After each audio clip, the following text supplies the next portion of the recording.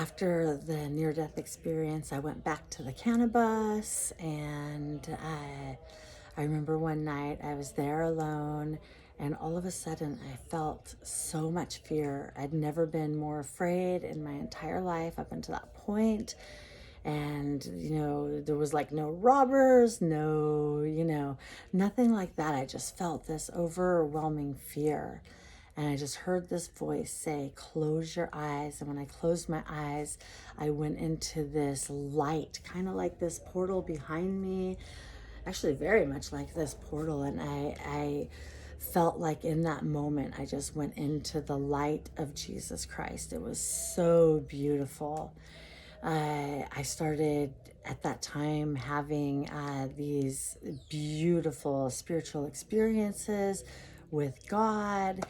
And I tried to tell people about it. I tried to tell my boyfriend, and he's like, you're crazy. You need to go. He actually literally picked me up and pushed me out of the bus. I remember he like shut the door on me, and he's like, you're crazy.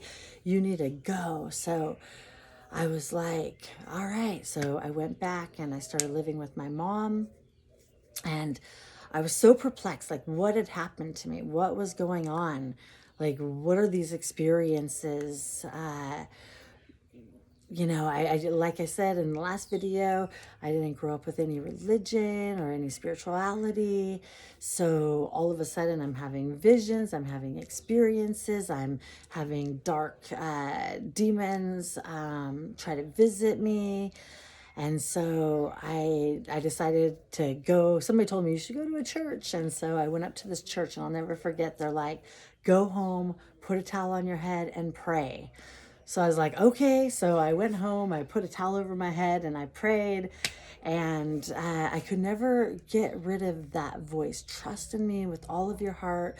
Lean not on your own, lean not on your own understanding, and I will direct your path. So I'm 17, and the only, it's not like I have that much understanding, but I'm like, okay, I can't trust in my house. I can't trust in my life. I need to do something extreme. So I got a backpack and I just got on the road and I started hitchhiking. I was living in SoCal. I ended up in Oregon, and yeah, I ended up in Oregon, and I remember I was like living under this bridge, and I just started having, these, people would call them astral projections. I started like leaving the earth with my eyes closed and going on these like epic adventures with God. I had like this, somebody gave me this little New Testament Bible, a little Gideon's Bible. So, there's like this cool little feature, like where to go if you're afraid, where to go if you're feeling lonely. So, I didn't have anybody in my life. Before I went on this journey, I was like asking everybody, what's the meaning of life? What's it all about? Everybody's like, family, white picket fence. And I knew there's like way more to life than what was meeting reality. So there I am living under this bridge, and people would bring me food. It was like totally miraculous. And I started having these astral projections. And then I went hitchhiking, and some people took me back to this farm. I'll never forget. I went to this farm, and then nobody was around, and I went upstairs and I found like all of these backpacks with people's ID in it. And then next thing I knew, like somebody was like, you have to go, you have to get out of here. And they like grabbed me, put me in their car and gave me some money. And they said, never come back here again. Interestingly enough, probably like 6 months later, when I was back home again, these people came and they're like, we're detectives. Can you tell us? So, oh my goodness, I know that I dodged a bullet. Who knows? They wouldn't give me any information. They just wanted to know what I knew. So I probably dodged a bullet at that time. But anyways, I get back home after, living under this bridge. I was having like open visions. I remember one time I heard this chain clinking on a flagpole, And I was like, what is that? It happened to be at a cemetery, and I went and sat on the hill, and there was all of these clouds. And with my eyes wide open, I saw all of a sudden the clouds just completely disappear and then turn into a dragon, and then the sky was completely clear. This was like, at this time I quit with the weed, and there was no drugs I was on. So I was having encounters like that. Somebody gave me this crystal.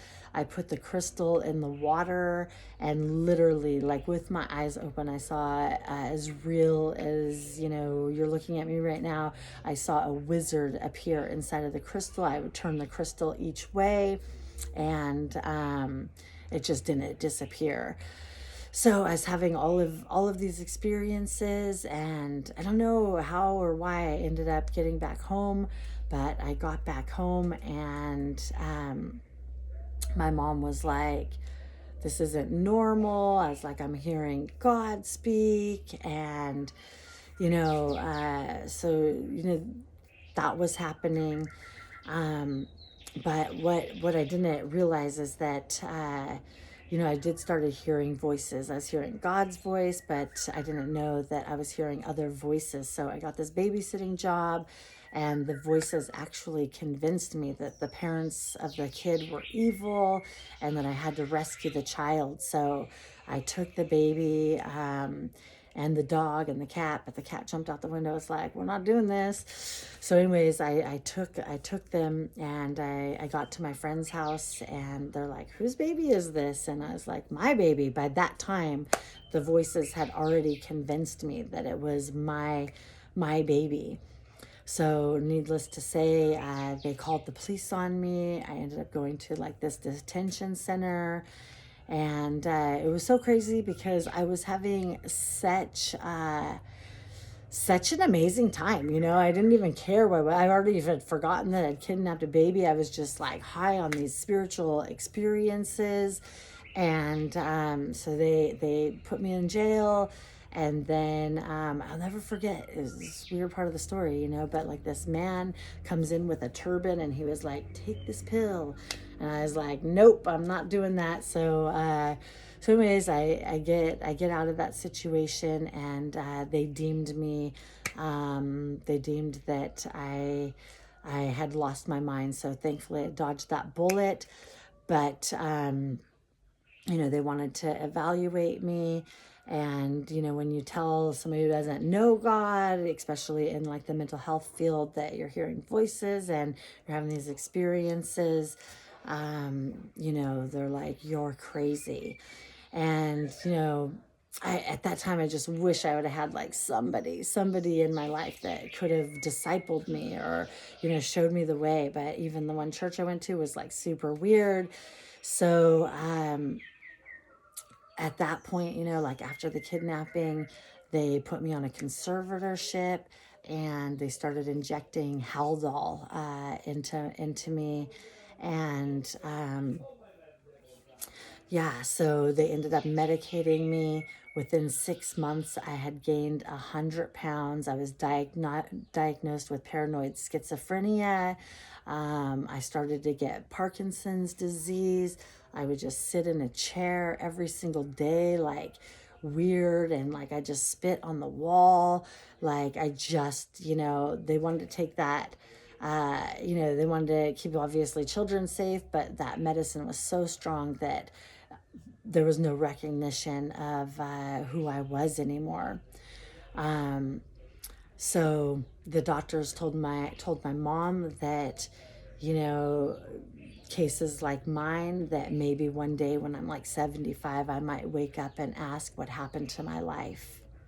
So there I was, in and out of the mental institution, drugged up and on Haldol.